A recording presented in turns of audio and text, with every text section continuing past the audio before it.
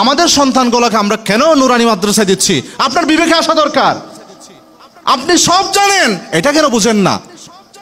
আমার সব টাকা খরচ করে আমার ছেলেকে আমি নুরানিতে কেন পড়াচ্ছি, আর আপনি সব দেওয়ার পরও আপনার ঘরে আমি পড়াচ্ছি না কেন? আপনার বোঝা দরকার। আমরা গার্ডিয়ানরা সচেতন, আমরা কারো খেয়ে পড়ে চলি না।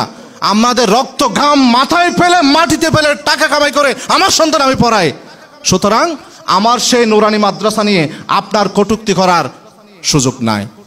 আমার মাদ্রাসা শিক্ষা ব্যবস্থা নিয়ে কটূক্তি করার আপনার নৈতিক অধিকার নাই, সাংবিধানিক অধিকার আপনার নাই। নাহমাদুহু ওয়া নুসাল্লি আলা রাসূলিল কারীম, আম্মা বাদ, ফাউযু বিল্লাহি মিনাশ শাইতানির রাজীম, বিসমিল্লাহির রহমানির রহিম।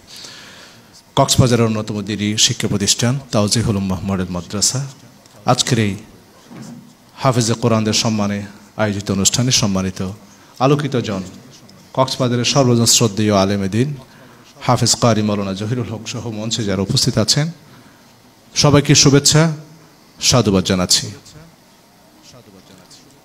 ওয়ামান আহসানু কওলাম মিম্মান দাআ ইলাল্লাহি ওয়া আমিলা সালিহান ওয়া ক্বালা ইন্নানি মিনাল মুসলিমিন। তার কথার চেয়ে কার কথা উত্তম হতে পারে যে আল্লাহর পথে ডাকে, ভালো কাজ করে এবং বলে আমি একজন মুসলিম। আল্লাহর কোরআনের সেই বাণীকে ধারণ করে আজকে পৃথিবীব্যাপী লাখো লাখো কোটি কোটি মুসলমানদের ঘরে জন্ম নিচ্ছে হাফেজে কোরআন। আল্লাহর সেই কালামকে পৃথিবীব্যাপী ছড়িয়ে দিতে, আল্লাহর কোরআনের সুর লীলা, আল্লাহর কোরআনের সৌন্দর্যকে পৃথিবীর ঘরে ঘরে পৌঁছে দিতে, আল্লাহর ওয়াহাদানিয়তকে ঘোষণা করতে, শ্রেষ্ঠত্বকে প্রচার করতে আজকে বাংলাদেশের প্রতিটা কর্নারে, প্রতিটা প্রান্তরে, প্রতিটা ঘরে সৃষ্টি হচ্ছে হাফেজে কোরআন। আল্লাহর সেই কালামের শ্রেষ্ঠত্বকে, আল্লাহর সেই আওয়াজকে ছড়িয়ে দেওয়ার লক্ষ্যে আজকে তাওজিহুল উম্মাহ সম্মাননার আয়োজন করেছে। তার কথা চেয়ে কার কথা উত্তম যে মানুষকে আল্লাহর পথে ডাকে। আমরা অনেক মানুষের কথা শুনি, অনেক বক্তৃতা শুনি, আমি বক্তৃতা দিই। সব কথার উত্তম কথা যে কথার মধ্যে আল্লাহর কথা থাকে, আল্লাহর গুণগান থাকে, আল্লাহর শ্রেষ্ঠত্ব থাকে। আজকে সে শ্রেষ্ঠ কথা, শ্রেষ্ঠ বক্তা, শ্রেষ্ঠ মানুষ তৈরির জন্যে তাওজিহুল উম্মাহ মডেল মাদ্রাসা দাঁড়িয়ে আছে কক্সবাজারের সাগর তীরে।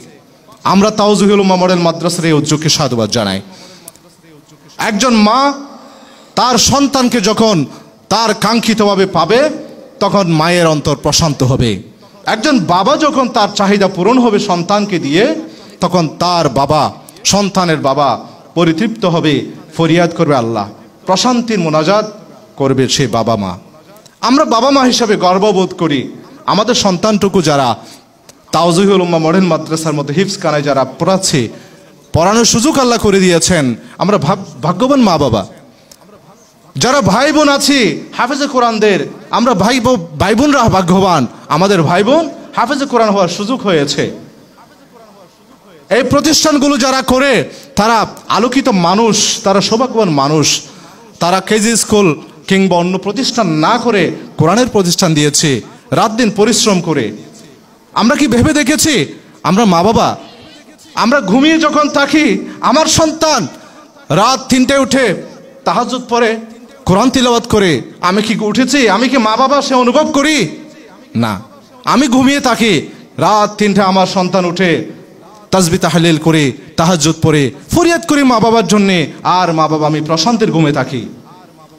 তাহাজ্জুদের পর আমার ছেলে তিলাওয়াত করে নতুন সবক নেয়, আমার ছেলে সে কোরআন তিলাওয়াতের সময়ও আমি কিন্তু ঘুমিয়ে থাকি। অধিকাংশ মা বাবা সে মানুষগুলো তৈরি করছে তাওজিহুল উম্মাহ হিফজ মাদ্রাসার মতো এই মডেল প্রতিষ্ঠানগুলো। আমরা প্রত্যাশা করছি বাংলাদেশের গুণের সমাজ পরিবর্তনের জন্য তাওজিহুল উম্মাহর মতো প্রতিষ্ঠানগুলো আরো ঘরে ঘরে তৈরি হোক, প্রতিটি পাড়ায় মহল্লায় প্রতিষ্ঠিত হোক, সেটি আমি প্রত্যাশা করছি। দুঃখের সাথে বলছে, দুদিন আগে বাংলাদেশের একজন মন্ত্রী বলেছেন মাদ্রাসা শিক্ষা, নুরানি মাদ্রাসা এগুলোর জন্য নাকি কেজি স্কুলের ক্ষতি হচ্ছে, সাধারণ শিক্ষার ক্ষতি হচ্ছে।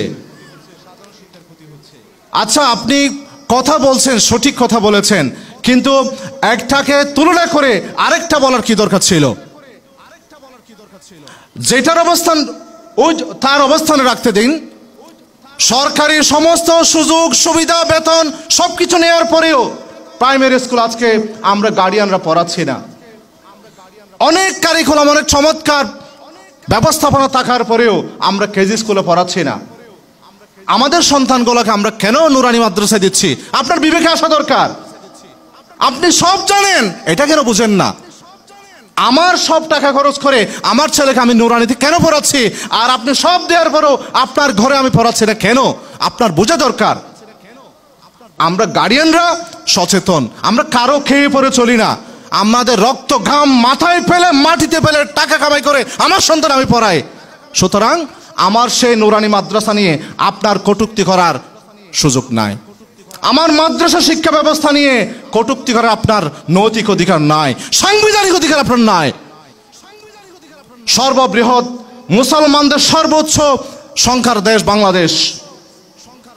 সুতরাং এই দেশে কওমি মাদ্রাসা থাকবে, নুরানি মাদ্রাসা থাকবে, বেসরকারি মাদ্রাসা থাকবে, পাশাপাশি সরকারি সব প্রতিষ্ঠান চলুক। আমার ইচ্ছে আমি কোথায় আমার ছেলে পড়াবো।